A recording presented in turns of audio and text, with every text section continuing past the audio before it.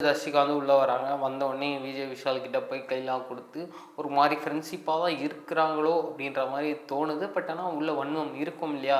என்ன மாதிரி வன்மத்தை கொட்ட போகிறாங்கன்றதை பார்க்கணும்.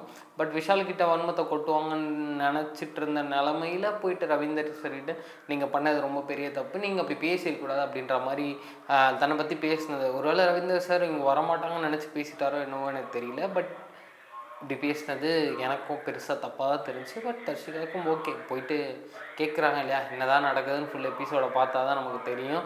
அதை தாண்டி சுனிதாவுக்கும் சௌந்தர்யாவுக்கும் பயங்கரமான முட்டிக்குது. ஸோ இவங்களுக்கு ஃபஸ்ட்லேருந்தே ஆகாது. பிக் பாஸ் ஆரம்பித்த சீசன் 8 ஆரம்பித்த காலத்துலேருந்து இவங்க 2 பேருக்கும் ஆகாது. அவங்க ஒரு பக்கம் இவங்கள கலாய்க்கிறதும், இவங்க ஒரு பக்கம் இவங்கள கலாய்க்கிறது. அதுவும் சௌந்தர்யா வந்து சுனிதாவை போட்ட டான்ஸை போட்டு ஒரு கலாய்ச்சிருப்பாங்க பாருங்கள், அது தெரியா இருந்திருக்கும். அதுக்கப்புறம் பிக் பாஸ் இவங்க 2 பேரையே போன டாஸ்கில் இவங்க 2 பேரையும் ஆட விட்டார் இல்லையா, அதில் கொஞ்சம்